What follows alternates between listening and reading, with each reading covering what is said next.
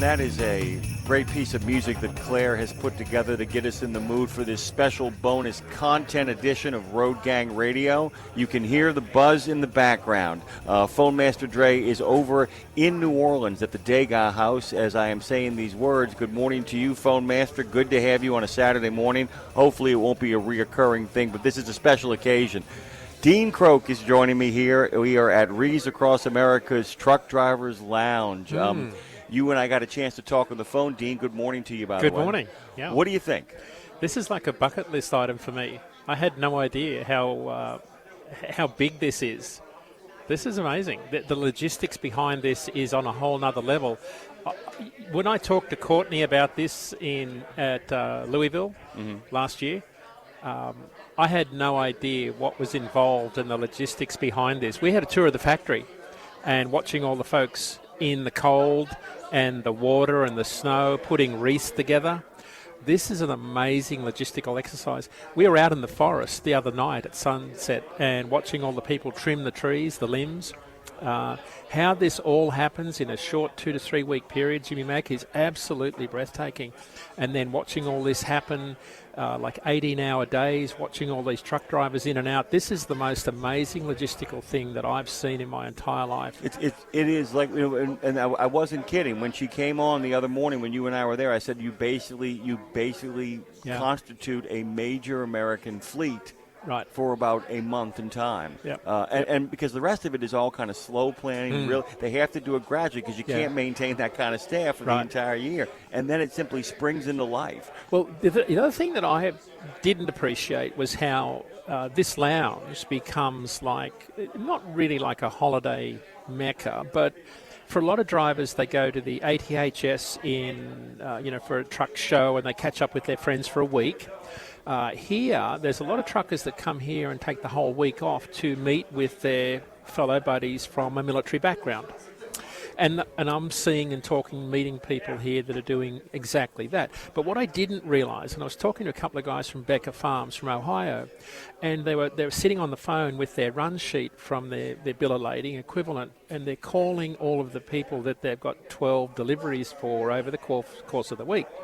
And they're calling them and saying, I'll be here at this particular time. Will you be available to take the delivery? And I said, so how does this work? And he said, well, every year we do this delivery run for these people because my daughter is part of this community, or we served in that community in the military. So it turns out that a lot of these drivers do a specific route every year for their community that there's some emotional attachment to. And it's not just one truck company. There's lots of guys here that have been doing this for well over a decade. Oh, yeah, and as you probably realize, the guys in the back in the kitchen are actually the Tyson food guys. Yeah. And many of them are truck drivers as well. Absolutely. And just happen to be expert chefs and cooks and barbecue specialists and all that stuff. The thing that I always find amazing, too, is Courtney said it when she came on the other day with you and I, telling people and reminding people, if you get a route, the first time you do it, and you love those people and you like that route, it's yours. That they will make it a priority for you because that's what really makes this work. And it's a great reminder about what the job to some degree should be like, what it should be like, the idea of being connected to the people that you see on a regular basis. And at Arlington, though, we were talking to drivers about how they've got their own crews that come along. Like there's a whole crew of people that come along and then jump behind the truck, and even the crews have got their own little sort of posse of people that take over the unloading piece. It's not just like a random group of people that get together. There's a whole group of people that sort of take ownership of a truck. That's the other part that I didn't really appreciate. Yeah, and the first year I ever did it, there's a couple of rules. You can, and you've been up there with us when we used to do it. We're going to be inside this year doing a simulcast with our friends at Wreaths. But we used to stand up there and kind of look over the whole thing. We always would do that. We were always told the rules were simple. We could stand up there and we could talk as much as we liked. They said that if we went on the grounds, couldn't interview anybody, and while we could talk on the phone or just to ourselves, to be very respectful. I had to do the broadcast that year, and it was the first year I did it, it was slush. It was snow and rain and people with their feet soaked. I was carrying really expensive equipment. And Ken Duncan, one of America's road team captains, he actually said they cleared out the boxes and set up a table, and I did my first broadcast from Wreaths. It was drop-ins because Dave actually was back in studio, and I did drop-ins, but I did them from the back of the Walmart truck that was actually giving out the Wreaths. And that's one of the things I noticed as well. I said, man, these guys are really working really well as a team here, and they're people that, like, seem to know people here as well, too. Right. And there's that gravity, and you can see it happen when you stand up. When you stand up at Arlington at the Women's Memorial, you can see groups of people. Everybody walks with a purpose, but there are groups of people making a real beeline to specific trucks, where the trucks are and all that. Oh yeah, there's a real connective tissue. Kind of set the scene for us, because one of the problems we have is that you and I talk when we're not on the air, and I'm like, did we talk about that? And we haven't. Talk about your first initial impressions beyond understanding what's really going on here, but like the visual stuff, we've seen a lot of your content. Most of my content's been like, I'm stuck. We'll get to that in a second. Yeah. But talk about what the impact of all of this has made on you as you've gotten here. What's it been like? The scope. So there's the thousands of acres of balsam trees, and the cycling through of the trees, the fact that they are 25, 30 feet high, and they tip them. So we went out to what they call the tip farm. Or tipland. Tipland. Yeah. And they cut 18 to 20 inches off each limb, and then they fall on the ground, and there's a bunch of people that throw them into the bins, and the bins come in on like a dumpster on the back of a truck. And for the first couple of days, I'm watching all these dumpsters come across the scales at the front of the building here, and I'm thinking, what are these dumpsters doing? And I never really appreciated that inside of the limbs, the tree, the tips that actually go into making the wreaths. I never connected the dots. I thought they were just dumpsters coming in, scaling off, going somewhere to haul waste. I didn't realise that. Right. So it was the scope of the farmland that were all these trees. I didn't really appreciate this. But what you didn't see were hundreds of workers that were coming in from other countries on work visas. You didn't see them. Now, the most eerie sight for me was at sunset, and we're sitting there on a tour of Tipland in the SUV, and we're just standing there, and the next thing out of nowhere comes all of these people. It was like Snow White and the Seven Dwarfs. It's like the Seven Dwarfs marching along hi-ho, hi-ho, with these long poles that they use to trim the branches over their shoulders, and they're marching single file. Jimmy Mack, I'm not joking, there must have been 100 of them. And they marched past us in single file. At sunset, and they marched past us. They came out of nowhere, out of the trees, and they marched. It was the most eerie sight. They marched past us down this path towards the bus that takes them back to their camp. And I said to the guy, what's that? What are they doing? And they said, they are the workers that do all of the tipping. So you think, well, how does that happen? Well, because it's such a condensed season, and they have to make all of these wreaths in this short window of time, they have this enormous draw on labour. And the labour comes from other countries that has to come in on visas, and they have to house them in special accommodation.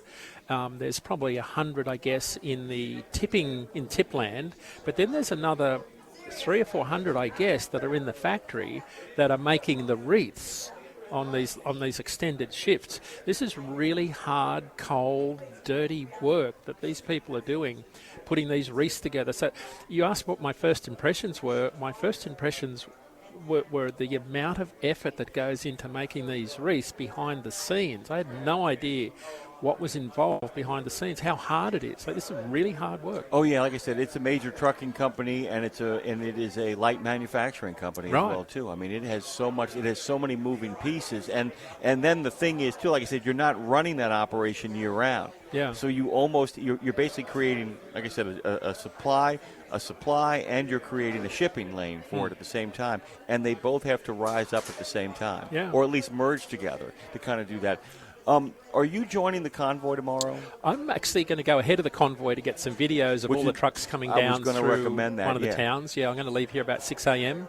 and get ahead of it, get a whole bunch of content. Then I'll follow some of the trucks down, and then I'll meet them at Worcester, Polar Park, do some work there, and then I'll fly down to Arlington later in the week and meet you there. Yeah, and by the way, guys, just to let everybody know, a lot of that content is available everywhere that Dean posts his content. There's some great stuff, too. The other thing I wanted to talk to you about, did you, I mean, you must have been somewhat prepared for it. I did notice your wonder at all of the different trucks and all the different kind of, people decked out to the nines and all that, but you want to kind of set the scene on that as well too. I usually do that, but I saw all that great video content. Tell people what you're seeing here. I mean, it really is a nice mix of upscale fleet carriers and some real individualistic owner-operators. Well, so it's a real mix of private fleets. Right. That's kind of a surprise, but it shouldn't be. A lot of owner-operators, so a lot of owner-operators that, and a lot of DAT clients, because I've been in here talking and showing open my laptop talking rates with a lot of owner-operators who haul a lot of produce. We've been talking rates out of Yuma, Arizona, and the Winter Salad Bowl that you and I talk a lot about.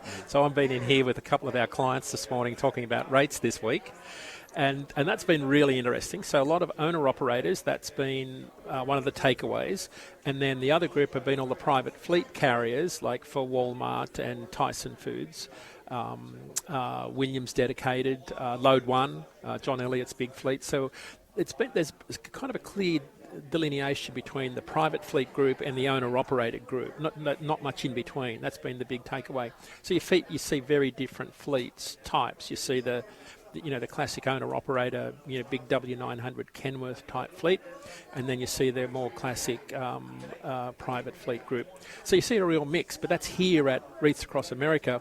Go a little bit further down the road to Dysart's, and you'll see all of the fish haulers coming through from Prince Edward Island and Nova Scotia. Like, it's a really different mix of carriers up here in northern Maine. Yeah, and the other thing about this is that a lot of what makes sense about what you see here at the Driver's Lounge and what you're going to see for National Wreaths Day is what those two things you just talked about have in common, the kind of traditional fleets and then those kind of, smaller fleets, small businesses, is they both, for very different reasons, have flexibility. Right. One has manpower and presence, allowing itself some flexibility to kind of be able to kind of direct this towards that. Yeah. The other people are people who actually have made successes of themselves because they know how to plan. It's a great point. Yeah, they know how to plan. These people, like I said, the thing is, this is as you're probably learning, there's some people here where it dawns on you. The first time I did it, my friends, the Ritters, are here, and it just dawns and you're like going, oh, this is a vacation. Yeah. Like Don Max Krause and Cindy, who you saw. Yeah. It's their vacation. Well, they're under a load for a week. Yeah. But what you don't appreciate is that they take a week to get here, and then they're under a load delivering for an entire week, because a lot of these loads are 12-stop loads that they take over the course of a week. So the other part is a lot of the private fleets. There's the sponsorship angle of Wreaths Across America. And a lot of small owner-operators, they probably don't have the means to provide the level of sponsorship that a private fleet company does. So that's why you probably have more of an exposure to the private fleets. When you look at the Arlington exposure, you've probably got more private fleet trucks there when you look at the visual. What you don't see, though, are out of the 800 truckloads that are going to go out, there's a lot of owner-operator small fleets that are doing all of those runs. That are probably, not as many private fleets that are going to be doing those. But there are a lot of guys that are going to spend all week. They're donating those services. Last night we had 6 or 7 furniture removal, household remover trucks in, loading out of the shed behind us, because they're not floor load. They're step deck trailers that have to be hand loaded by hand, all the wreaths, because they're step deck ones. And these are guys loading for Texas. And they were loading out last night. Now they're not your normal type of trailer, and they're very different. These are the ones with the massive sleeper configuration ones you see. So you see all sorts of different trucks and trailers in here. That's been my big takeaway, is just you see a lot of private fleets, some owner-operators, and then we see those furniture guys in here last night, which again I was totally surprised by. Oh, Ashley? Ashley Furniture, yeah, they were out here 3 yesterday. This is so funny. It's one of my favorite stories about this place. Some of our listeners have heard this. The Paranormal Pie Man is here. Our good friend Brad Bentley is here. I'm talking about on the chat over there on Road Gang Radio. Good to have you all this morning. Courtney's always got those last-minute loads. People will drop a load and not be able to do it. Something will come up. Well, Steve over at Ashley Furniture, he actually showed up to come back and get one more and take care of it at the end. And, he kind of thought he would get here and there'd be nobody here because it was over. I mean, people had just moved on. Well, the guys over here in the back kitchen stuck around. We actually had prime rib. We watched the Cowboys game. And when he came in and realized we were here, he's like, you guys waited? We're like, yeah, of course we're going to wait. But that's what happens a lot of times, too, is that a lot of people don't understand that people often will tell them, I don't know if I can help, but if you really need me at the end, Right. give me a call, Right. and they'll show up. And I'm also going to wonder, we'll ask Courtney this in a little bit, I'm wondering if there are smaller, independent drivers, owner-operators, who get a sponsorship from a bigger fleet. Right. Where it's like, look, Right. I can't do this on my own. Right. Can you, Right. can you make the donation to me, Right. and that way we can Right. kind of cover what's Right. happening here. So Yeah. I'm kind of wondering about that. There's a lot of stuff that goes into this, but you begin to get a sense of why Courtney is the way she is. Oh, yeah. I'm sure she's got some stories. I think she had some loads dropped this week, and she had to do a bit of shuffling around yesterday because there was some stuff going on here behind the scenes. And, this has blown me away this week about how much is involved because the dispatch people here, you can hear them come in yelling out the loads. And one thing that did surprise me here is they were loading trucks out a lot earlier because trucks were staging down at Dysart's an hour and a half away from here, waiting for their appointment time, and they were way ahead of themselves here. Wow. What Courtney was doing was putting messages on Facebook saying, get up here, we'll load you early. Don't wait down at Dysart's an hour and a half earlier. Come up here and we'll start loading you early. So that was a really interesting turn of events here, and a lot of drivers were trying to get up here early so they could actually get out early. I'm going to let people know, by the way, you hear the shouts in the background right now. I want to make sure it's clear that it is as crowded as it sounds, guys. Yeah. The buzz in the background isn't just a few people kind of yucking it up. It's like a Robert Altman movie. It feels like MASH, where everybody's all talking at once and trying to kind of make things happen, and there's a controlled chaos to all of this stuff. Okay, speaking of controlled chaos, I can't let this go. You and I talked this morning. Man, we have some travel problems in this country right now. Mm-hmm. Yesterday was an absolute disaster. There was an FAA shutdown for an hour. Nobody knew about it. No. Nobody knew about it, and it began to kind of ripple. So I was supposed to be here yesterday at noon. If everything had gone according to plan, Tara had it set up that I would be flying in at noon and pick up my rental car at Bangor's Airport and drive all the way in. Dean, I swear to God, I hit the tarmac at 9:07 in Washington, D.C. We actually came in about 5 minutes early. Wonderful, wonderful pilot. There's a good story about him, too, that's coming up here. Well, we have to sit on the tarmac for 55 minutes. And my flight is at 10. So, of course, when I get out, and I know that other people have been held up on the tarmac, so I know I got a fighting chance. I get over there, and nobody's doing anything. It turned out that the pilot of my flight was the pilot of the next flight. Oh. So he was like, you didn't have to rush. I'm the guy.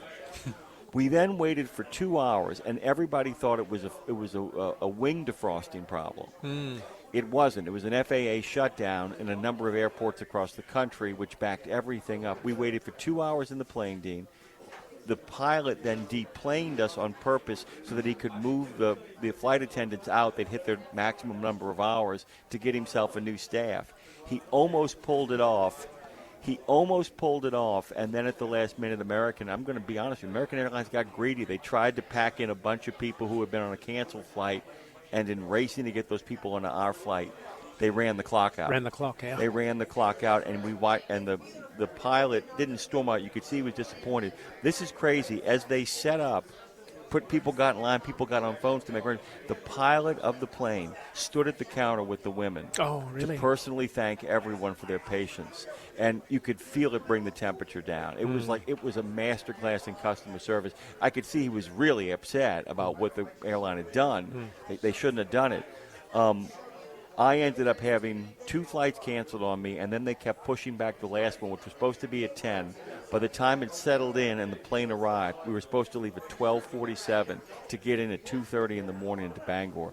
And the moment the last passenger got off the plane when it landed, they changed the sign to cancel. Oh. So I then realized I had to get here. I mean, they said, well, we'll get you there tomorrow. I'm like, well, what time tomorrow? And then they said, probably 7 or 8 o'clock tomorrow night. I said, that's not acceptable. I said, you just kill what we're trying to do here. Right. And I turned around, and behind me was the last flight of the night, and I saw the pilots walk up. I said, are you guys going there? He said, yeah, it's done. We're in the air. I'm getting home. It was Providence, Rhode Island. Right. So I Close. flew into Providence, Rhode Island. I flew into Providence, Rhode Island. Pick up that microphone, by the way. Let's make sure we can get you on the right one. Courtney George is joining us. So I flew into Providence, but this is how I had to do it. So I'm in the line. I have to call the rental company and say, is it possible, because Boston is open, that you can move my rental car reservation from Bangor to Boston? Right. But the guy in line, he goes, "Yeah, we're going to Providence." I said, "Yeah, and I'm going to Boston after Providence." I then checked the price of what it would do to get an Uber to go from Providence to Boston. It's no different than me taking an Uber to LAX from Santa Clarita. Yeah, same distance. That's true. And by the way, that's Courtney here. Good morning to you, by the way. Good morning. It's Good morning. so good to see you all. It was a great phone call I got from you today, by the way. She's like, but Courtney actually wrote me and like very compassionate and basically was like, "Hey, you should just get on a train." And I'm like, I called her up and I'm like, "On a train? I'm an hour and a half away from you, sister." I was I'm like, on my how way. did you pull this off? Yeah. So what I did was I did the calculation and realized that because Boston has so many more rental cars, it isn't as expensive. So I got the rental car cheaper out of Boston, and it then compensated for the fact that I'd be paying about $100 plus a tip. Right. I mean, to go from so Providence to Boston, Boston, then to you guys. The one thing I did do, though, was at one point I got about within 2.5 hours of you guys. It's about a 4.5-hour drive, 5-hour drive. And I pulled over and took a 15-minute nap. Oh, you did? I was like, I have to do this. And, so I was here 15 minutes later than I wanted to be, but we got started at 9:30. Courtney, George, we have been singing your praises, by the way. Oh, you were sweet. I've been a little concerned you've been over your hours of service, sir. Oh, yeah. I have a question for you about that, by the way. Both of you guys about hours of service, by the way. I was wondering, because the ELD, for so many people, is just a point of deep frustration. For others, they love it. I was kind of curious if we increase the flexibility of the hours, if we go with Dean. Dean is the crown prince of the kingdom of sleep. He's a sleep obsessive. If we change the rules of the hours of service to make them incredibly flexible, at that point, does that make the ELD a force for good for the driver? Oh, yeah. Yeah, that's why I put together the Hours of Sleep Consortium in 2005 to get an exemption to 395.14. So you could put together the 11 and the 10 however you want and still add it up to 11 and 10 at the end of the day. I mean, because the LD ain't going away. When OIDA comes on the air and says, "Guys, this ain't happening," it ain't you're safer, and you run. My modelling showed you'd run another hour per day on your 11. So instead of getting, on average, when you look at the back then it was with the Qualcomm system, you'd run on average 6.5 hours a day on line 3. You get another hour per day roll time if you had the flexibility. So you'd be more productive. Truckers would get more roll time. They'd make more money. But you still only run maximum 11 hours a day. See, in the current world we live in, Courtney, I was over my hours of service. But in Dean's model, I was good to go. Yeah. Good to go. But I'm you'd be just more a rested. proponent of sleep. Yeah. I think drivers have got to get sleep. It helps them be when they want to clear. get it. That's the thing. Yeah. When they want to get it. Correct. But I need them to be clear in their thought and in their mind. Yeah. But also, it also allows them to be healthier. And that, absolutely. is their safety is my utmost concern every time. Well, people don't realize what it does in regards to your digestion, what it does to your inflammation, getting the right amount of sleep. Somebody said, how did Churchill live to 93? And people said he only got like 2 or 3 hours of sleep at a time. Yeah. I said, yeah, but he got 9 hours every day. So the idea behind what I was trying to design back in 2003 was the best of both worlds, the best of the paper log world and the electronic log world, because the paper log world afforded you the ability to pull up and sleep when you were tired, and of course the line and the log showed something else. But if you can pull up and sleep when you're tired and drive when you're awake, that's why paper log data showed you were much safer compared to e-log fleets. Everyone knows that. So that's the reality of what we were trying to do with flexibility. I think the FMCSA knows that. They just don't want people to experiment on the highways with alternative, prescriptive programs like that, unfortunately. Yeah, and the other thing I do think, though, is that I think it turns the tables on the ELD. It does what it's supposed to do, that you can then go, I can't do anymore, why I'm out of hours. Well, the 14 It's much clock more beats you. The powerful. 14-hour clock is this prescriptive limit stops you from, it reduces the incentive to pull up and take a nap, right? Because it's always working against you. Right. Because if you're paid by the hour or paid by the mile, there's always this barrier that's against you stopping for that. So, how much would it help you with all these wreaths? I mean, especially with the weather we were hit with earlier, it could make a very big impact. I will 100% say that. Yeah, this weather has been atrocious. I couldn't believe. I mean, it looks like I got a calm version of it, by the way. Guys, it was a winter wonderland when I rolled up. I'm going to say that right now. The drive here was not that hard, although at one point, that last 45-minute drive here. Yeah. I was on the phone with Tara, hands-free, and I said, I got to let you go, boo. I said, I don't talk to anybody in the last 45 minutes of this drive. Yeah, it's the toughest part. The roads are sanded, and it's a little bit slippery and a bit and narrow. And it feels like time distends. I know I'm 30 minutes away, and then I'll look at the clock and be like, what do you mean 3 minutes has gone by? And it's because of it's the switchbacks. And you're like, wait, what? And it's beautiful. Yeah.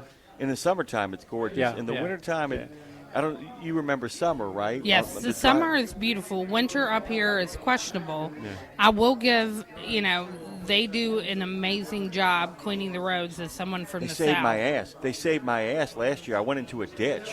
Ditch, and I did the right thing. I let go of the accelerator and just kind of eased in and got very lucky between a tree and a rock.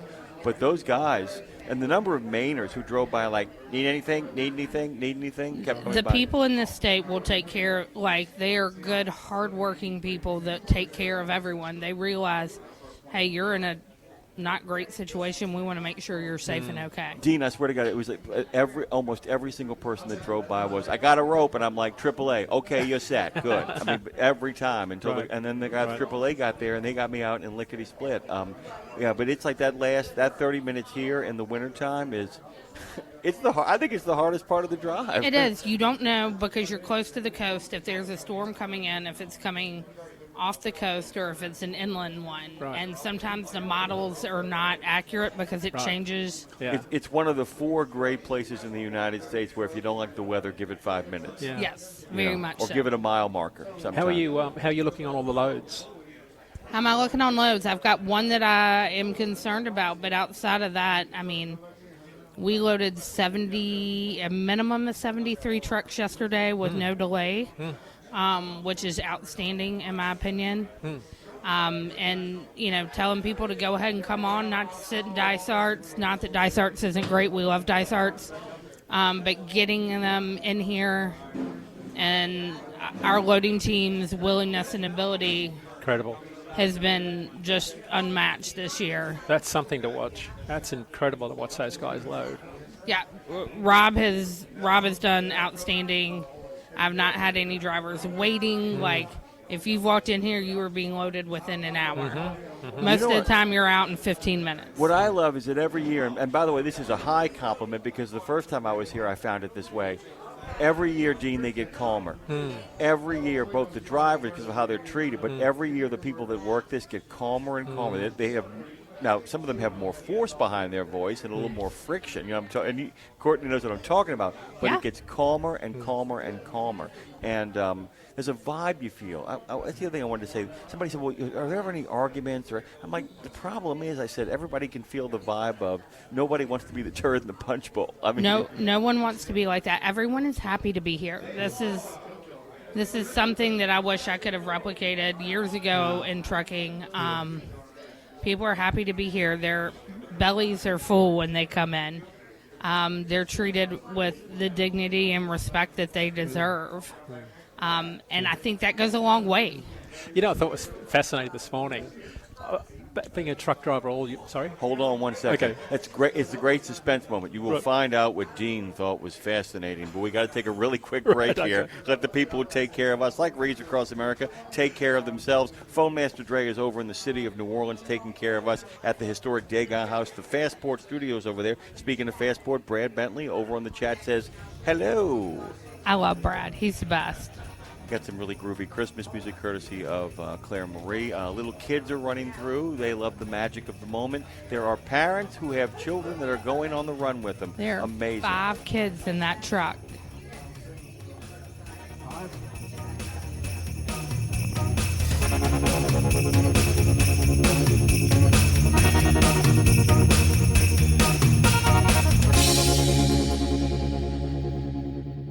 Seventeen Sapp Brothers Travel Centers are known for great food, hospitality, and mom-approved showers and restrooms. But don't forget the service centers. Sapp Brothers ASE certified technicians can repair nearly any issue in shop or roadside, including axle repair. Dig into your free steak dinner with your oil change. That's a Sapp Brothers tradition to thank you for your business. Tires? Sapp Brothers will beat any competitor's advertised price on tires. And download the Sapp Brothers app for exclusive promotions in the shop shop, restaurant, and store. Your spot under the coffee pot is waiting for you at Sapp Brothers. It's one simple act that helps Wreaths Across America fulfill its mission to remember, honor, and teach. Sponsoring a wreath, one more wreath, means one more adoring father, one more loving mother, one more heroic son, one more brave daughter, one more beloved family member, one more dearly missed friend, one more American, one more wreath upon the gravestone of someone who served the cause of freedom, honored for their sacrifice, never forgotten, always remembered, through one simple act. One simple act. Go to wreathsacrossamerica.org/Radio Nemo and keep the mission moving forward. The Joshua Chamberlain Society is unlike any other veterans organization. It's truly a family, and I know that firsthand from working with them myself. Their mission is to make wounded veterans and families of deceased veterans feel the support and appreciation of their community for life. Our veterans' injuries are permanent, and so is the JCS support. From monetary assistance like paying utility bills or college funds to helping our heroes find purpose, JCS is a family that surrounds and supports the heroes who have sacrificed so much. Learn more and make your donation at chamberlainsociety.org. That's chamberlainsociety.org.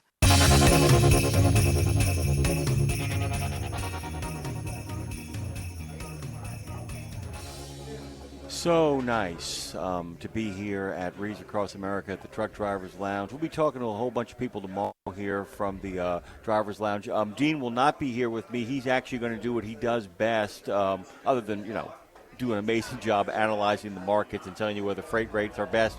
He also does a great job creating content that really kind of pulls people in and grips their attention. One more time, guys, you are listening to a special bonus content of Road Gang Radio, broadcasting live. You can hear us on YouTube and Odyssey. You can hear us on Live 365. You can hear us on the Book of Face. And, of course, you can hear us on iHeart at Radio Nemo. Hope you guys check us out and stick with us for the next hour or so. And then we'll set up tomorrow for a longer form of 4 hours. And you probably should give us a call in there when you get over to where you're going. Yeah. You call in over here and let us know what you're seeing as it kind of unfolds. We got to get you one of these things, man. It's pretty cool. We got to get you one of these, man. I'm talking about the Comrex that allows Phone Master Dre and I to actually do a hookup. This is a 6-channel one. There's a lot of them that are only 2. And if you notice here, I'm showing Dean something you guys can't see, but this is the 2-channel one, which we have two of those, by the way. Lindsay needs one in case she goes traveling. This thing at the bottom is the 4-channel, so you can actually disconnect these and do that. It's really kind of groovy stuff. All right, so would you ever consider driving in the Convoy? I would. Yeah, absolutely. Yeah, absolutely. I would love to with the trailer. Yeah, I would. Yeah, I would do that. Yeah, absolutely. If invited. How was your drive up, by the way? Easy. Bobtail, very easy. No rain. It's a nice drive. I love driving up through northern Maine. Spectacular scenery. Like, I was marveling at the spectacular scenery because it's always nice after a snowstorm, after the snowplows have cleared. My drive up here, same thing with you. And every once in a while, the thing about anybody who hasn't driven in Maine, if you haven't been up here, there are moments where it looks like it's kind of rolling, lovely countryside. Then you'll come over a hill and you'll look to your right, and you will see, the rest of the world. That massive body of water, or inlets, or lakes, or any of that kind of stuff. And you see them, and it is like any other country landscape, but it's not. It's got its own unique feel, like each one does as well too. I think it's the only people don't realize that this is very close to the Acadian National Forest too, by the way, which is, according to a regular contributor of this show, one of the 4 darkest places in the United States. Oh, really? And he thinks it might be the darkest because the other 3 are in the American West. And even the one in Oregon is a high desert, so you don't get the cloud cover you normally get in Oregon. So those other ones are like in New Mexico and in the Pacific Northwest. So you get stars and wide open spaces here because there's a reason why this is called New England. I mean, this is the area of the country whose climate most resembles that of certain portions of England. And what's interesting is that forest, Dean, gets so dark at night. It gets so dark at night. Now, when it's a starry night, it's lovely. It's the same forest where the Walden Pond is. That's where Thoreau wrote his book Walden. Oh, That's wow. where he was inspired to do Right, that. right. And of course, people down in Louisiana always say, Acadian, what are you talking about? Right. That's our word. I'm like, well, No. yeah, but that's where you guys came from. Right, That's right. the great diaspora of those French Canadians who came down from Southwest Louisiana, came down to Southwest Louisiana from this northern part of Canada. I wanted to also talk about, this is an interesting thing, too, because this thing gets bigger and bigger. We're talking about 5,000 cemeteries now, most of which are in the continental United States. Could this thing get so big that it does? You know the great joke about truck inspection week, or truck driving championship week, where suddenly there's a lull in the market because there aren't enough trucks out there. Could this thing get that big? It could. Oh, absolutely. Yeah, I'm sure this has an impact. I'm sure this has an impact on certain markets because there are so many drivers here. I know, Jimmy Mack, when there's the 75 Chrome Shop Truck Show in Wildwood, Florida, I know there's a shortage of capacity for refrigerated trucks in Florida. I can see it every year. I bet there's an impact. Correct me if I'm wrong. I don't mind being wrong about this. Didn't you say there was kind of a big uptick last week in the rates? And Yeah. Whenever you see the Festival of Lights, the Diwali Festival in Lodi, California, there's a shortage of trucks to load produce out of there. The difference here, though, is there's a lot of private fleet activity here in Wreaths across America. So that's very different than the spot market freight volatility. So in the produce market, we see a lot of rate volatility around the Festival of Lights, Road Check Week, produce markets, because a lot of produce moves on the spot market. You don't see a lot of rate volatility around contract freight that moves on private fleets, because that's all, private fleet. You don't see a lot of rate volatility around those markets. I was kind of curious about, I want to talk about the Punjabi Festival of Lights for a second, too, because I think a lot of people don't understand that religion at all, because, there's been not always our finest hour. Sometimes a lot of those men get picked on with the understanding nobody should be picked on. Right. But there's also people getting picked on because they're being mislabeled. They think they're picking on one person. What is the story in regards to, I know a little bit about it. What is the story in regards to the Punjabi presence in the trucking industry? I mean, how do we get here? Because there's a lot of other immigrant groups. The Ukrainians come to mind as well, too, who have a large Midwestern, out of Chicago presence. Yeah. But what is up with that particular presence? Is that because that's a tradition of truck driving, as you know, from India? You've been over there to see it. I did do some research on it when I was there, and it did come back to, and you may be able to help me correct this, but there was an assassination of someone in northern India, and it forced an exodus of Punjabi Sikhs out of the country a few decades ago. Oh, I can't. So this is what I was told. And that exodus ended up with a whole group of folks ending up in Canada. And that then led an exodus, a trickle into the Pacific Northwest down through into the West Coast. And that's kind of that was late 70s, early 80s. Oh, and I don't. It's not a.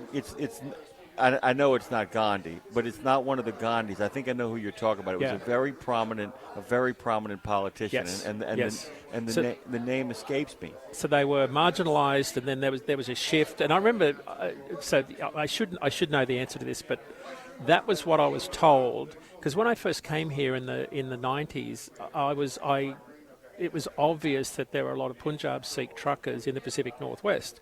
And what they told me was it was much easier to come into Canada as an immigrant and then find your way into the US. Yes, that was the stepping stone.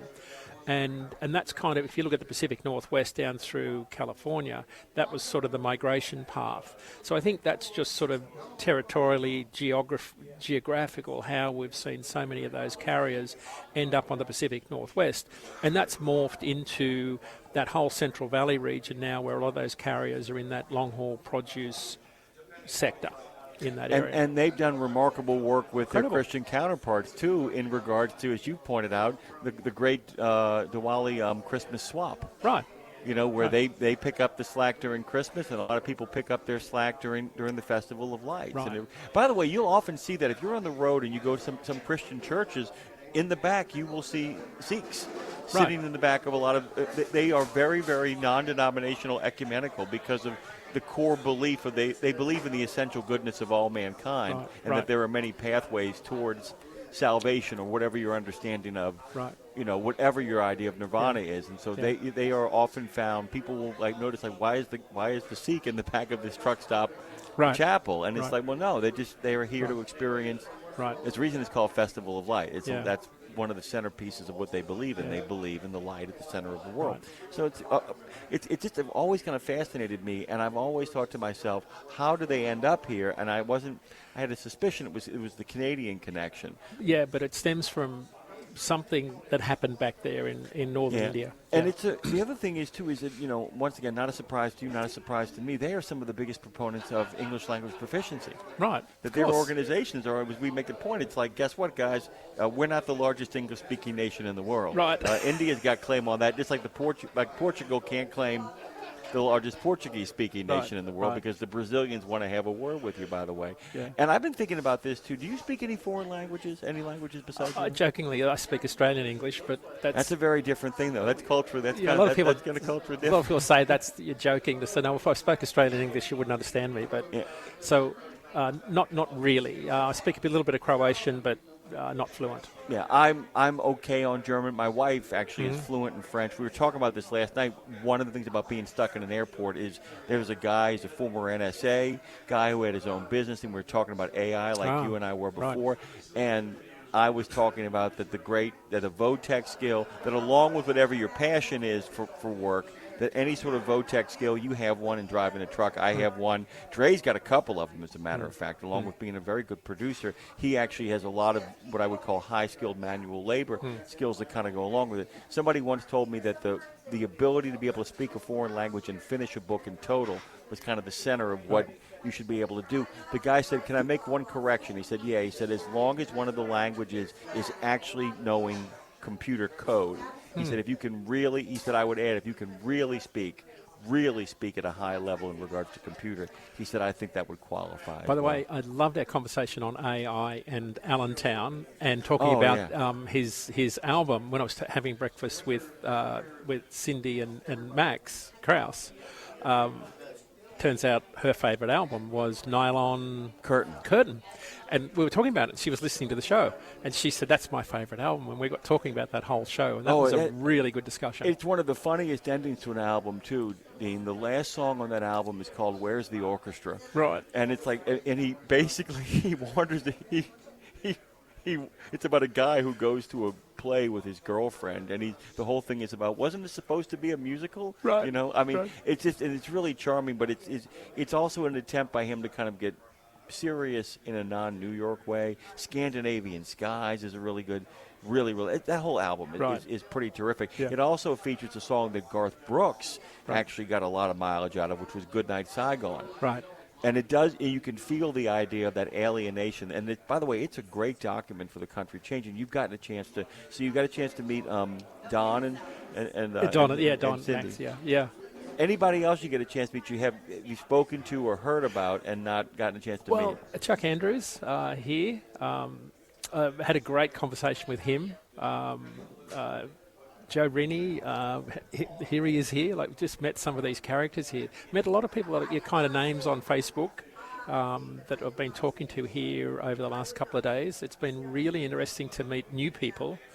But the common theme is all veterans, all from the military backgrounds. 27-year military veterans. Chris and Nancy that are here with the Sherwin-Williams team, they're driving to Arlington to put a wreath on their son's grave, who took his life in 2023. Heartbreaking stuff. He's been a law enforcement officer for decades, but he's been driving for Sherwin-Williams for a few years. He's terrific. Just the best people. Dave and I got a chance to, and I knew what was coming, and poor Dave, who'd never been up here for this before, had always been kind of the guy back at the home front. Yeah. So Dave was up here the first time. It was one of the first people he met. Yeah. And he's like this, he was like, wait. What? He's like, does this get... how many more people are going to be? I said, Dave, you need to get ready. Yeah. Because one of the things you guys will do if you ever get a chance to come up here, by the way, Marshall is delivering wreaths. this year. A number of our friends are going to be doing it next year. One of the things, if you come to this particular place, you're going to meet some Gold Star families. Yeah. And tonight you're going to meet them as well, too, at the thing. Well, so we saw the house last night where they're all staying. We got a tour around the museum. This was amazing. Yeah. We're going to actually we're going to bring a friend of ours over here with a major award.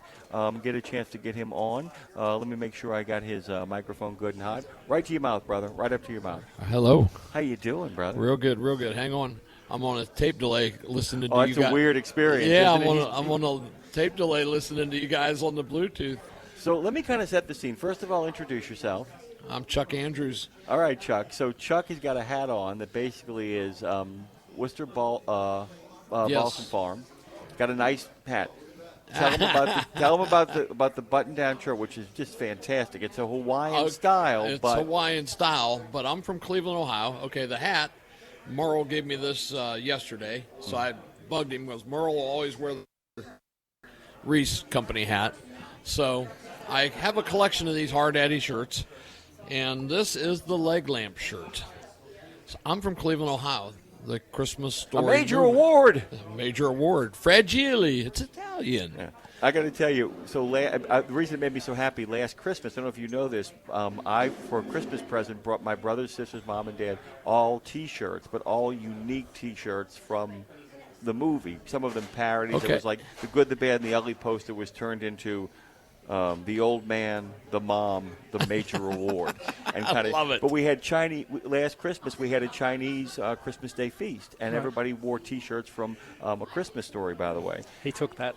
That's a fantastic picture, by the way. Isn't it a great picture? So that's a fantastic picture. Yeah, Merle was hanging. You guys were hanging out with Merle. Yeah, it was Chuck awesome. took it yesterday. Merle, sometimes a lot of the drivers don't realize Merle will just pop in here and you wouldn't know if he was. You wouldn't know who it was unless you knew who it was. Yeah. Well, there was a moment, really funny during. I was going to say pillar to post, stem to stone last year.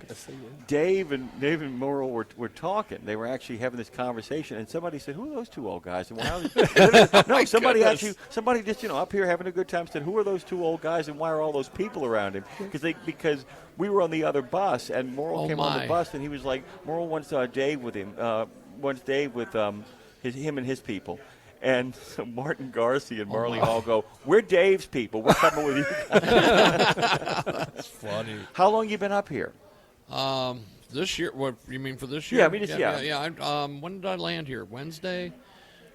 No, I take that back. I don't know. Wednesday night, Thursday, something along that line. Right. Yeah. I'm been the gonna highlight get of my teased for week. the rest of the day now. But Dean, I got here the same time you did, so it all runs together. Yeah, Wednesday night. Well, this is my 8th year coming. Yeah, up I knew you've been doing this for quite some time, but we wanted to make sure, like I said, you got here on a Wednesday. That's kind of I feel like Tuesday and Wednesday, except for people who make this a real vacation. It is. Right. That's the point. After that, it's a real vacation. If you get here before Tuesday, then you're getting the Airbnb. Yep. You're staying here for a week. There's stuff that you're going to be doing. There's plenty of things to do. Joe Reaney and I, it's an annual tradition. We go down to Helen's in Machias, and we'll have lunch or dinner at Helen's. And they're saying there is exercise or extra pies. And obviously I you went can for have the both, man. I went for the you. extra pies, man. The raspberry pie last night was amazing. But yeah, I mean, it's just a part of. Courtney's after me. I'm just sad that Fluffy's not on the radio. Fluffy gets all the attention. Fluffy is my cohort in crime. Fluffy is won the Harry Ball Trucking Employee of the Month award for the last 8 years in a row. How did you first get involved? What is the precipitating incident, the inciting moment that gets you in? Goodness. Over 10 years ago, when Merle, probably his first appearance on Fox and Friends on a Saturday, the appeal to reach out to get donations for Arlington. They're going to take, and they were like 75% there, and it's like, oh, that's awesome. Never heard of It's like, wow. So boom. So my brother and I had donated, and then when we bought our truck in 2018, that was the first thing I did was contact. There was a young lady before Courtney, before Dawn, and Deborah was her name, and she Right. was the recruiter. And I talked to her in June of 2018. I says, okay, I've got my own authority. I'm all set. First thing I wanted to do, I told my brother, I said, I'm not doing this unless I get to do Wreaths Across America every year. Whatever, as long as we're making money. And by the way, they accommodate that on the flip side, too. Courtney talks about that. You find a route that you like, you want to keep it. Yep. Once you do it once, it's yours until you say, I don't want that anymore. Yeah, Arlington is the show. And Tyson and Walmart and everybody. I have the American flag on the front and back of my trailer. I don't have the side wrap trailer, but Arlington is the show. Maybe someday I'll do Arlington, but I'm not gonna lie. I've got a great route, dude. I have an amazing group of coordinators, and it's different. My first 2 years, my last stop was Bridgeport, West Virginia. And great people, had a little parade, and then Clarion, Pennsylvania got added on. And Noreen Shirey is my coordinator for Clarion, and then I've got a lady now that's also Franklin and Seneca, Pennsylvania, Debbie Wozniak. She came here from Pennsylvania from New Mexico. Just up in, she ran This is what we've been talking about. This is the impact. She ran the Wreaths for the cemetery in New Mexico. She was a big wig at the government level there. Just retired, packed up, moved to Pennsylvania. Now she's a coordinator for these little cemeteries in Pennsylvania, and it's amazing. But I have 2 parades in Pennsylvania. And the great thing that Noreen puts together is I go through these schools. The whole part of the mission is to educate the youth. So to teach these kids about the mission, our veterans and the Wreaths and the meaning behind it, that means more to me than anything. To talk to these kids, and then I have the banner on the truck. Everybody signs the banner. So in fact, I need to bring that in and get you guys to sign the banner as well. But it's really important to teach that message about the mission. That's incredible. And they do that. And then my last stop is this little funeral home in Follinsby, West Virginia. The gentleman who owns the funeral home has it's not quite a black tie affair, but how cool is that? It's a nice little, like an evening stroll, the Christmas evening strolls. He has, he'll have hors d'oeuvres and drinks and everything, and people come out. And it's just a small stop. He only gets 11 boxes. But, man, does he promote the mission there in Follinsby, West Virginia. Well, it's that's amazing. what it really is about, by the way. I saw this thing yesterday. It's not related to Wreaths, but it has the same emotional spirit. There is a high school called St. Ignatius High. Cincinnati? Yeah, I think or it might be. Cleveland? I don't know which one it is, but I know that the boys from the high school, they are pallbearers for people who have died who have no friends or family. And these young men show up in coats and ties with their friends awesome? and family, and they carry, and they do it for anybody who passes away who has no one to speak for them. And Wow. they come in and they carry the coffin and they bring people who love and support them in a show of solidarity for this person. Or when a person only has 1 or 2 people in their life and they feel lonely, these people show up and they will become the pallbearers for that. It's the same sort of spirit, because it's the same thing about that. Anyone who, if you don't die alone, that name continues forward. Exactly. Then you're still with us and still part of the fabric of the story of us. Yeah, when we lay a wreath, we say the veteran's name when we lay the wreath. We do the remembrance tree up here, and I've tagged 2 trees yesterday for veterans that have passed. One was killed in Iraqi freedom, and it just it hits you sometimes. The vet that died in Iraqi freedom. Can you imagine that? His widow, Cheryl Shaw's her name, being 20-something years old, a couple kids at home, and getting a knock at the door from a couple officers that your husband's gone.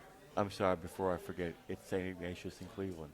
Yeah, that's right. I live 5 miles from St. Ignatius. That's your neck of the woods. Yes. And, it's called the Pallbearer Ministry, and it involves 400 students who assisted 150 to 180 funerals. One student shared that while the experience is deeply sad and heartbreaking, it also helped him gain a greater appreciation for the role of the family in his own life. And I was kind of curious in regards to the relationships you've built that you're talking about, the woman you're just talking about. Do you feel like the relationships you've already had have benefited from your participation in this? Oh, definitely, and then we expand upon it. I try to recruit other drivers. I've brought in 2 new drivers this year. I brought in Joe Rini, and I'll have another new one next year. So, we sow those seeds of friendship. And this up here is the bond that's forever. Wreaths is a bond. And it's, a lot of guys. I never got to serve in the military. I tried to join the Air Force. They 4F'd me out, Don't like short, fat guys, I guess. Can't blame them. But it's that band of brotherhood, that the military guys say. And there are a lot of people who want to serve, and this is an opportunity for people to actually. And that's I went to high school with kids that served. They're my age. We're not kids anymore. But I have a friend. My first year, I tagged a tree for his son. Think about it, I'm almost 60 years old. I went to school with this gentleman, a super nice guy. He was in the Army. He had a son. And his son, the day before he was supposed to go out on his 3rd deployment to Iraq, became one of the 22 a day. Oh no. Oh, man. Hit you, don't it? Oh. that hit you.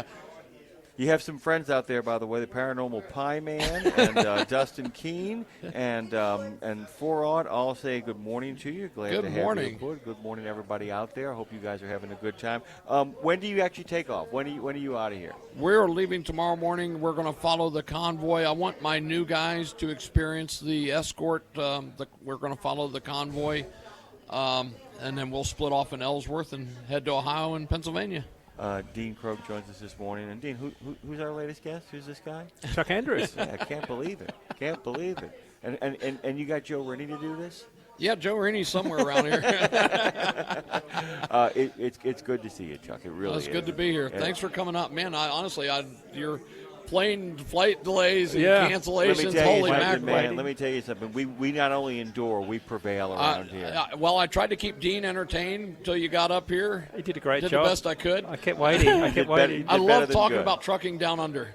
Oh, I got to tell you, it's encyclopedic and joyful, and it's basically wonderful. 2 countries separated by a common language. Hey, Dre, get us out of here. We'll come back on the other side of this. It's Road Gang Radio. If you do want to give us a call, you can do so at 615-292-6366, just to give us a holla and a shout out.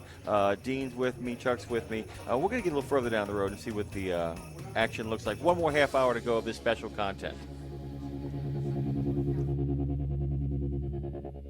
In a video game, if you get enough experience, you level up. And when you level up, you gain more skill. And with enough skill, you beat the boss and win the game. Sounds a lot like trucking, doesn't it? Except in trucking, you don't beat the boss, you become the boss. And if you want to be the boss, you gotta meet the boss. And that boss? Carrier's Edge boss, Jane Jazrawi. Want your drivers to level up? Carrier's Edge has the training, comprehensive safety, compliance, and best practices on one website. It's a simple subscription with no contract and no commitment. Learn more. Try it out. Level up. CarriersEdge.com. Hey, come on! We're starting the game! All right, I'm coming. Wait for me. CarriersEdge.com.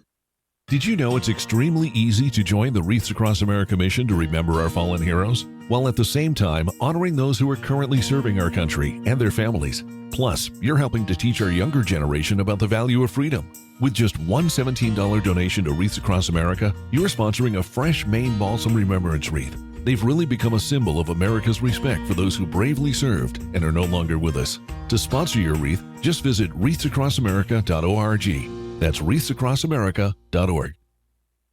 At Radio Nemo, we believe in finding your tribe, your people, your gang.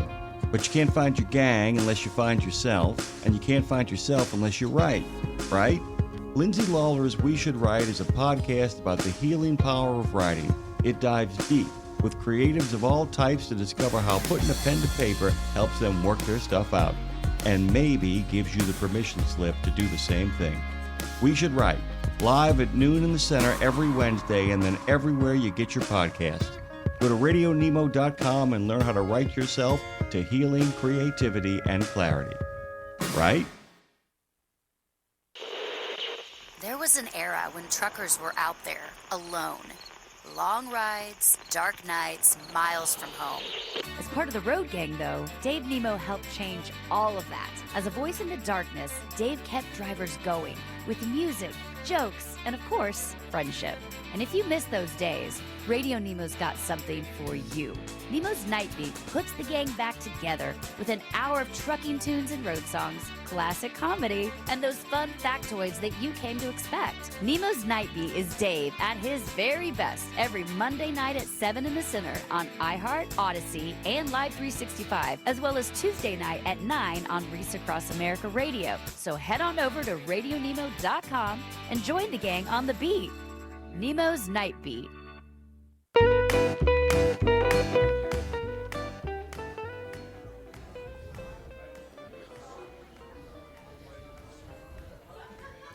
And we are back at the Driver's Lounge here with Wreaths Across America, one of our best sponsors, one of our most loyal sponsors who have stuck with us through thick and thin. And by the way, if you wondered why, Mr. Morin, if you wonder why, by the way, our good friend, I actually call you Brown Dog Morin. Very nice. I think that, it fits. BDM, I think there it is right there. It's a man with a plan. It's good to have you back, Craig. It's always good to see you, man. And I hope you've had a good time here so far, right? Yeah, I've had a great time so far, and thanks for having me on. It's always a pleasure to be here with you. I was kind of curious. How many trucks do we have now? Every time I talk to you, you have one more, two more. I think we're somewhere in the neighborhood of 35. Yeah, last time I talked to you, you had 30. Yeah. And the destination is 50? In theory. We'll organically grow until I'm tired and retire. Dean Croke is with us here really quickly. Do me a favor. I don't have my normal notes. I want to make sure we do you right. Let people know about your company. I want to make sure that people get this right, so to understand what it is you do up here in Maine when you're not doing this, and you are deeply enmeshed in this. You're also having to play the game of one of the things I love. We have a small business owner that comes on and talks about his toy collectible store. We always end up talking about small business with Terry. We end up in the weeds talking about that. One of the things that you have done is you've expanded your truck fleet, is that you've had to get more involved. I don't want to call it the politics, but I want to call it the associative nature of the business as well. You have had to become a member of more and more organizations to understand, because as you get bigger, you have to understand the bigger world around you, right? Yeah, so when I started my company, I started with 2 trucks, and this was back in 2017, and I didn't know where I was going to end up. I had no idea. I was just kind of swinging from the hip and hoping for the best. And I found it very important to join. I started off with Maine Motor Transport, and they helped me kind of through the regulatory process and getting things going. And then I wanted to become, get a little bit big. As I grew, I was learning more, and I'm friends with Barry Pottle of Pottle's Transport, and he had mentioned going out to Vegas for the Truckload Carriers Association, and then so I went. At that time I had 7 trucks, and I'm like, what do they want with me? I'm small beans. But to my surprise, I sat down. They want you to grow. Yeah, they want us to grow, and that's exactly what they've helped me do. And I've met some amazing people along the way through the Truckload Carriers Association, different trucking companies that have helped me. Vendors, and made some of my best friends right there at the Truckload Carriers Association. Yeah. So, I wanted to do that. I really enjoy being involved in that group. I joined the ATA, a couple others, and, part of growing your business is growing your network. And that's kind of what we've everything. done. It's everything. Our good friend from Fastport, Mr. Bentley himself, is like maybe one of the great symphony orchestra conductors of all time when it comes to that. So-and-so meets so-and-so, because you're always looking for connections. And sometimes those connections are about introducing the right people to each other when you don't benefit other than them remembering you were the one who actually put them in touch with those people a lot of the time. Because Dean comes on, we talk about the social media stuff and promoting your brand. Well, those associations are a way to promote your brand as well, too. 100%. But the most important thing is everything. So there is information, there is content, and there is what you create. Content is something that kind of gives you an example of what it is you're doing, but it isn't what you've created. The content is what you're showing, what you've done. Those associations are an opportunity to meet people who can get you further down the road. And, of course, you both know where I'm going with this. Where we are right now, while it is not the main purpose or point, grows associations. So for those of you who wonder, do I have the money to do this? Can I afford to do this? I think the case can be made that this can help you expand your business. Don't do it here. We're not saying that. Don't come here and do that kind of network, and you shouldn't. Please don't. But it does. You meet the kind of people that share your values, right? Yeah, absolutely. And even here at Wreaths Across America, we're all here. All the drivers are here because they want to be. And that's the fun thing about it. And I've met some great people here, and again, growing that network and driver to driver chatting and learning what other drivers are facing, and I can use that in my business by just listening to people and what's making them ugly at work or what they really love about their job. Right. So then maybe I can take some of that and bring it my way. Yeah. Well, and the other thing is somebody who runs a company, you make people available, you work with your employees to make them available for this, but for somebody who runs a company, I think talking to some of these men and women about how they were able to get the time off, that there's something really to be learned in that. I mean, if you're meeting an owner-operator, how did you navigate this so that you had these days to do this? Because it's also about strategizing the load you bring up. The last place. I mean, that's what Dan, Scat Pack, he couldn't be here this year. It broke his heart. But his plan was always how close could he get, a run here so they could drop it off and then be able to head there. And then what kind of run did he have either in Washington, D.C. or wherever he was going next? And it really is, to have this kind of fun, you got to be able to plan, right? Well, people want to be, human nature is you want to be part of something. Yeah. Like, it's not just a job. Like, you want to be part of a team. Yeah. Right. And this is not just a driving job, but being part of what you do. Like, this is a cause. This is a cause beyond just working for your company. Yeah, absolutely. This is a bigger cause. Like, and what better cause to be part of than Wreaths Across America and honouring our fallen heroes? I mean, that is a monumental cause. Yeah. There's nothing better than that. And for me being here, I really love transportation, obviously. So and so I offer my services here. Not just trucking wise, but I'm here for a week helping out. I stay in the same house as the part of the trucking department. We're all up here doing the job, and we're all from other parts of the both of you actually can answer this question in ways that many people, even people who are very, very prominent in our industry, many people who wear suits can, because you live on both sides of the aisle, both of you guys. What is the difference between my job is fine, I like my job, I'm good to go, I go home, the job gives me a good living, I drive my truck, I don't dread it, because and I love trucking and transportation. If I was going to ask you both that question, what do you think the difference is between this is a good job, it provides me a lot of stuff, the great thing about working to live and living to work, and finding that balance. But if I was going to ask you, what do you love about trucking? What do you love about it? Probably what I love. It's probably what I love about railroads, to be honest with you. But I know they're both like, well, I don't even know where to begin. I've always been a bit of a logistics nerd. I grew up, I was part of a local festival, and when the carnival rides would come in, I would always watch them come in. I always loved how they could get 15 rides from one location to the next type of stuff. And so I started getting involved real early, and I ended up being an operations manager for that. And it just kind of grew. And my love for logistics kind of brought me here to help these guys out. And the thing I love about my job is being able to do these things and honor our veterans. That's big to me.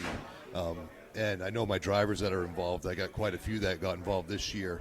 And when you have something like this to offer your drivers, that's kind of one of those little key things that I'm going to stick around, because he's going to send me to Wreaths Across America next year, and so I want to be a part of that. You made my father-in-law's year last year. Yep. I mean, you made his year. He made a friend because of it too, and that was a really groovy thing. Do you know about that? No. He was tell him, but he actually, Dave, first time in the convoy, rode with Craig's boys. Oh, with really? Craig's boys. Yeah. Oh. So my friend Jim Costa, who's actually on the sign right behind you there, he's a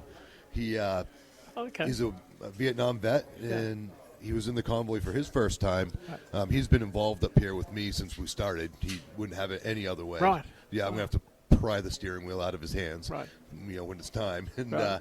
he just loves being up here, and that whole trip with Dave. Dave last was year. supposed to rotate from cab to cab. They didn't. He get in the cab. He's like, because they're both Vietnam vets. Yeah, they're both right. Vietnam. Jim is in country there, and Dave Korea, and they're just like, no, we're fine. No, this is good. This will work just fine. I got the call from Courtney. She's like, we're going to keep Dave in one truck. Why? Because he wants to be in one truck. And I went, okay, that's fine. Yeah. But it's the kind of thing that happens here. You gravitate towards what's fun. Yeah, and those guys had a blast. Jim still talks about it to this day, and he loved every moment of that trip with Dave, and so it was really special to me to hear that because, we always try to do our best, and, in trucking, it doesn't always go the best that it could. And when things work out real well like that, and for those two men to have made a he was bond having a blast. I mean, when I got to Washington D.C., Dean, I kept getting phone calls. Oh man, you're not going to believe what he said. It's like I said, son, I'm glad you've made a new best friend. I feel like calling from summer camp. Same question to you, man. I think it's the ability to get the job done, because I think it's a lot of drivers say they just make it happen, and to them it's no big deal. But when the odds are against you, drivers have a way to get it done, but you have to go through some incredible hardship to get things done because you know what happens, and it all rolls downhill when you're driving a truck. You would not believe the stuff that goes wrong. And it's heartbreaking sometimes, the amount of stuff that goes wrong when you drive a truck. You just can't believe how stuff stacks up against you.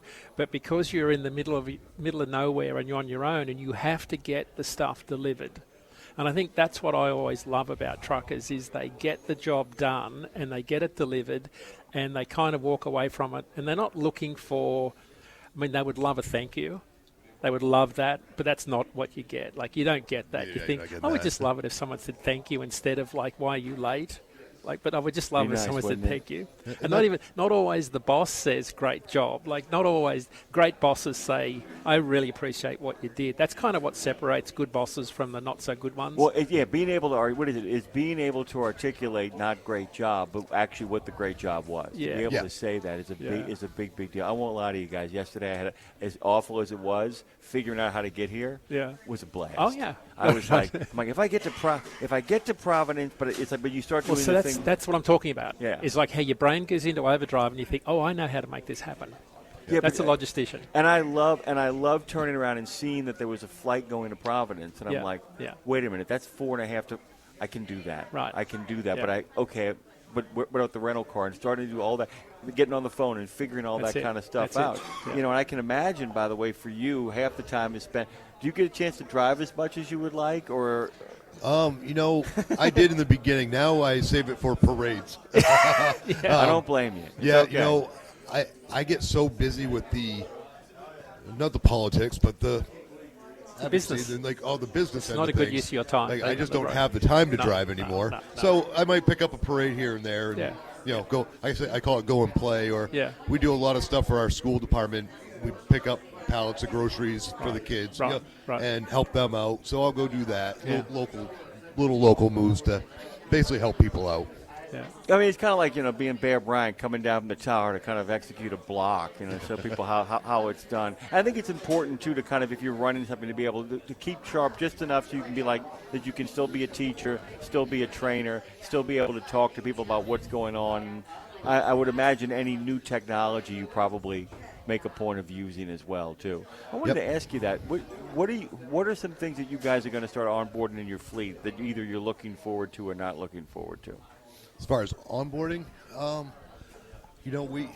we're pretty open-minded when it comes to a lot of new technology. So we got the cameras, we have really nice ELD system and all those sorts of technologies that most everyone has now.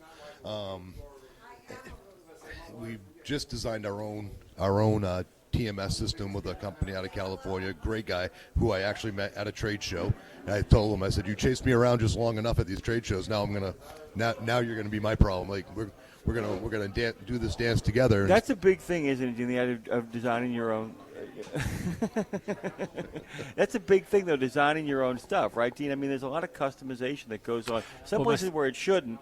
And people can't, where you want kind of a consistent thing. But there is more and more customization. Almost every trucking company requires customization. And I think that's where a lot of TMS companies miss the miss the boat because they don't understand everyone's got a subtle customization requirement. Well, that's what we speaking of TMS, our good friend Chris Orban and I were talking about this. We had the idea about in regards to our own content now, where we were talking about the idea of people of fleets purchasing content. Yeah. And what I mean is you would go through like a week of stuff on our show, and you would then kind of curate it, tell us what you wanted, and then we would create a playlist on all the podcast platforms of the week that was, so that you'd be like, this is brought to you by, Brown Dog, an example, and then people could listen to it, and your employees would have a special thing, hit a passcode, go into a place and have all kinds of information and news you wanted to have, special interviews for them. Everything is about customization.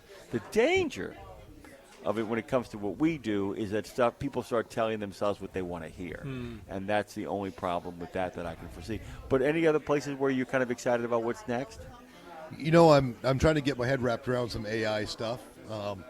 I don't. I have some great content you should listen to, right? We had a big conversation about this, and his idea about well, it's not his idea, but he reminded me about prompt engineers. That's really the future. You're not going to lose your job to AI. You're going to lose your job to somebody who knows how to use AI. Yes, and that's really what it kind of comes down to. What are you finding out with it, though? I can make some really neat pictures. Right, you can. I can turn it like that right there. Yeah, so, AI generated. But like my guys I got some real techie guys that work with me that are loving it. They're trying it all out, and I'm like, you just tell me what works, and we can implement it. I have a crazy one, Dean. I was thinking about the whole thing when I actually I wrote a 6-paragraph prompt, and it did it almost to perfection, except for one thing. The theory stuff, it sometimes has a hard time with, because while it understood what I told you, the French situationist thing, it understood what it was. It could lay out the intellectual tenets. It couldn't replicate it in the art. Right.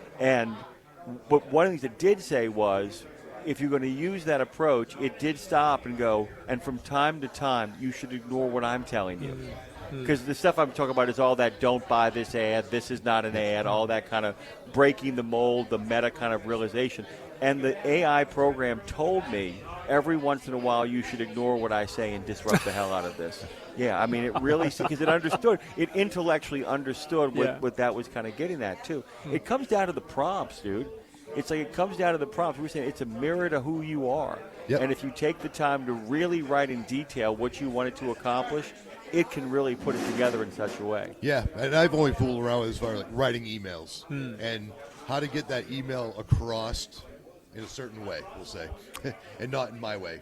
But the thing is, though, what I would, this is where I don't have a problem with what you're doing, but I would also say is, you tell you what you wanted to say, and it does that with you, but then you need to go back in, I think, and remind people that you're there. Yes. That's a big thing, man. You got to adjust it. But it'll throw in some words in there that were much better than the ones that I would use on a typical day. Right. But you can write. You can write. I need a very business-like letter that kind of lays out my problems here. But from time to time, if you want to get a little salty, you can do that too, and the AI will do it. Personalize it. The AI. And what it'll do is it'll actually put it where, this is what's really cool, it'll put it where it should go, and then you can go back and write the saltiness in your own language. Yep. But it'll let you know where you can kind of lurk and sneak that in there. Yep. Just a lot of groovy stuff. I can imagine, by the way, but here's the thing about AI can't do. It can't replicate this. No, this is authentic right here. And I think this is where the future of what is next in regards to people and making money as human beings. It's a good point. It's about you. It's about creating situations. You can outline one. You can map it out. You can say all the things you need. You still got to go get people to come in and have a good time. Yeah. And I think, what's your favorite thing about all of this? About Wreaths across America? Yeah. Oh, you name it. I started in honor of my grandparents, and so that continues. My grandfather passed away in 2000, World War II veteran. I got a whole wrap trailer with him and all my grandparents that were in the different wars. Great-grandfather, also World War II. And my favorite part is there's a lot of camaraderie amongst, there's 5 or 6 of us living together right now for a week and a half, or whatever it is. Coming up here, working with all these guys. You know, I see these guys only once a year, and it's just fun. It's different. There's chaos in all of our lives, and of course there's chaos here. You look in the parking lots, people come and go, and there's a lot of moving parts. But I think that's what brings us all together and kind of. How about successfully messy organic workfall? That I love that. That sounds like an AI thing. I put that in my head, and the AI spit that back out at you. By the way, out at you. Dean, you're going to do this again? You're going to come back here? Oh, and do absolutely. This I was again? just thinking about that because this is sort of the fabric of almost a quarter of the whole trucking community is the military connection. And not for nothing, but the trucking parking guy gave Dean the prime spot. I know. Oh, yeah, he did. He did. Let people I know. told By you, the way. There it is. There it is. I walked up and I said, how much money was he passing out when he got here? I mean, what's going on here, man? Yeah, you know the parking lot guy. You can park wherever you want. I was pleasantly surprised. We're going to be sending pictures, by the way, of a lot of stuff coming y'all's way. By the way, all that kind of stuff. Can I ask something? Oh, ask what you like. Brown Dog, the name. How did that happen?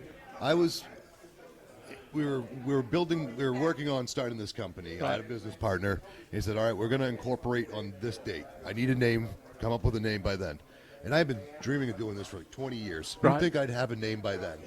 So I'm sitting on my couch at the 11th hour, and my dog walks by and sits near me. And I pet her, and I said, hey, Brown Dog. And boom, it was done. Brown Dog. Yeah, so I had a chocolate lab at the time. Her name was Lily. She had driven with me. Probably close to 1 million miles that she was with me. She had a big chocolate lab. And, Brown Dog. And well, Tara loves it. It's one of Graig. It's one of Tara's favorite names because she's got two chocolate labs. Yeah, and I see her pictures on Facebook. They're fantastic. She's like, oh my gosh, she's like, that's the best name ever. I'm like, okay. That's you it. understand. And it's marketable, so you can say Brown Dog. It's just a name that's going to stick. Right. I don't know why every time I hear it, even though it's something I always think about the quick brown fox jumps over the lazy dog, and I feel like it takes like the laid back nature of the dog and the cleverness of the fox, and I was in Dysart's on Wednesday night, and I'm just sitting there, and next thing this Brown Dog truck goes past. So that's a great name. Yep. Yeah. Let me ask you a question about that. I mean, let's stay on this for a second. I mean, did you find that? Did you get like? Did you feel a boost when you finally gave it the name? Yes. It was kind of one of those. Like, when I called my business partner up and told him the name, he goes, "That is absolutely genius." He goes, "We can market that to pieces." Yeah. That's great. Yeah. Imagery, catchy, simple. Yeah. So I told you. And you know some of the struggles we've been through in the last 6 months. When we came up with Road Gang Radio, we trusted somebody, and of course those people went out and bought roadgangradio.com and tried to shake us down. And there were people who said we should just get rid of the name. And I said, no, we're going to keep the name.